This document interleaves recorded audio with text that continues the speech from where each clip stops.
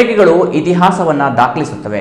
ಪತ್ರಿಕೆಯಲ್ಲಿ ಪ್ರಕಟವಾದ ಸಾಲುಗಳು ಮುಂದಿನ ತಲೆಮಾರಿಗೆ ಮಾಹಿತಿ ಮತ್ತು ಮಾರ್ಗದರ್ಶಕವಾಗಿರುತ್ತದೆ.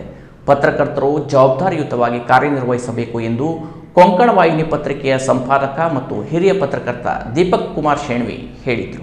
ಹೊನ್ನಾವರ ಪಟ್ಟಣದ ನ್ಯೂ ಇಂಗ್ಲಿಷ್ ಸ್ಕೂಲ್ನ ಸಭಾಭವನದಲ್ಲಿ ಕರ್ನಾಟಕ ಕಾರ್ಯನಿರತ ಪತ್ರಕರ್ತರ ಸಂಘದ ಹೊನ್ನಾವರ ಘಟಕದಿಂದ ಆಯೋಜಿಸಲಾಗಿದ್ದ ಪತ್ರಿಕಾ ದಿನಾಚರಣೆ ಕಾರ್ಯಕ್ರಮವನ್ನು ಹಿರಿಯ ಪತ್ರಕರ್ತ ದೀಪಕ್ ಶೇಣ್ವಿ ಉದ್ಘಾಟನೆ ಮಾಡಿದರು. ನಂತರ ಮಾತನಾಡಿದ ಅವರು, ಪತ್ರಿಕೆಗಳಲ್ಲಿ ಪ್ರಕಟವಾದ ವರದಿಗಳು ಸರ್ಕಾರದ ಸೌಲಭ್ಯಗಳು ಜನರಿಗೆ ತಲುಪಿಸುವಲ್ಲಿ ಪ್ರಮುಖ ಪಾತ್ರ ವಹಿಸುತ್ತದೆ.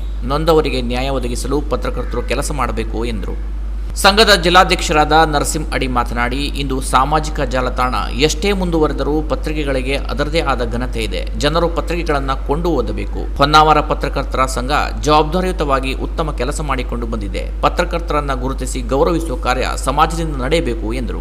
ಹಿರಿಯ ಪತ್ರಕರ್ತ ಜಿಯೋ ಭಟ್ ಪ್ರಾಸ್ತಾವಿಕವಾಗಿ ಮಾತನಾಡಿ, ಹೊನ್ನಾವರ ಪತ್ರಕರ್ತರು ಪರಸ್ಪರ ಪ್ರೀತಿ ವಿಶ್ವಾಸದಿಂದ ಕೆಲಸ ಮಾಡುತ್ತಿದ್ದಾರೆ. ಪತ್ರಕರ್ತರಿಗೆ ಸೂಕ್ತ ವ್ಯವಸ್ಥೆಗಳು ಸಿಗುವಂತಾಗಬೇಕು ಎಂದರು. ಕಾರ್ಯನಿರತ ಪತ್ರಕರ್ತರ ಸಂಘದ ಜಿಲ್ಲಾ ಉಪಾಧ್ಯಕ್ಷ ಮಾರುತಿ ನಾಯ್ಕ್ ಮಾತನಾಡಿ, ಕನ್ನಡ ಪತ್ರಿಕೋದ್ಯಮಕ್ಕೆ 183 ವರ್ಷಗಳ ಇತಿಹಾಸವಿದೆ. ನಾಡಿನಾದ್ಯಂತ ಹಲವಾರು ದಿಗ್ಗಜರು ಪತ್ರಿಕೋದ್ಯಮವನ್ನು ಬೆಳೆಸುವಲ್ಲಿ ಶ್ರಮಿಸಿದ್ದಾರೆ. ಡಿವಿಜಿ ಅವರು ಸ್ಥಾಪಿಸಿದ ಕರ್ನಾಟಕ ಕಾರ್ಯನಿರತ ಪತ್ರಕರ್ತರ ಸಂಘವು ಇಂದು ಬಲಿಷ್ಠ ಸಂಘಟನೆಯಾಗಿ ಬೆಳೆದಿದೆ. ಈಗಿನ ರಾಜ್ಯಾಧ್ಯಕ್ಷರಾದ ಶಿವಾನಂದ್ ತಗಡೂರು ಅವರು ಸಂಘವನ್ನು ಯಶಸ್ವಿಯಾಗಿ ಮುನ್ನಡೆಸುತ್ತಿದ್ದಾರೆ. ಪತ್ರಕರ್ತರಿಗೆ ಸೌಲಭ್ಯಗಳನ್ನು ಒದಗಿಸುವ ಹಾಗೂ ಪತ್ರಕರ್ತರನ್ನ ಗುರುತಿಸಿ ಗೌರವಿಸುವ ನಿಟ್ಟಿನಲ್ಲಿ ಸಂಘವು ಕೆಲಸ ಮಾಡುತ್ತಿದೆ ಎಂದರು. ಪತ್ರಕರ್ತ ಮುರಳೀಧರ್ ಗಾಯ್ತೊಂಡೆ, ಪ್ರಗತಿಪರ ಕೃಷಿಕ ನಾಗಪ್ಪ ಗೌಡ ಅವರನ್ನ ಈ ಸಂದರ್ಭದಲ್ಲಿ ಸನ್ಮಾನಿಸಲಾಯಿತು. ಸಂಘದ ತಾಲೂಕು ಅಧ್ಯಕ್ಷರಾದ ವಿನಾಯಕ್ ಮೇಸ್ತಾ ಕಾರ್ಯಕ್ರಮದ ಅಧ್ಯಕ್ಷತೆ ವಹಿಸಿ ಮಾತನಾಡಿದರು. ಜಿಲ್ಲಾ ಸದಸ್ಯ ಸತೀಶ್ ತಾಂಡೇಲ್ ಉಪಸ್ಥಿತರಿದ್ದರು. ಸಂಘದ ಸದಸ್ಯರಾದ ವಿಶ್ವನಾಥ್ ಸಾಲ್ಕೋಡ್ ಸ್ವಾಗತಿಸಿದರು. ನಾಗರಾಜ್ ನಾಯ್ಕ್ ವಂದಿಸಿದ್ರು. ವಿವೇಕ್ ಶೇಟ್, ಪ್ರಸಾದ್ ಹೆಗಡೆ ನಿರ್ವಹಿಸಿದ್ರು. ಸಂಘದ ಸದಸ್ಯರಾದ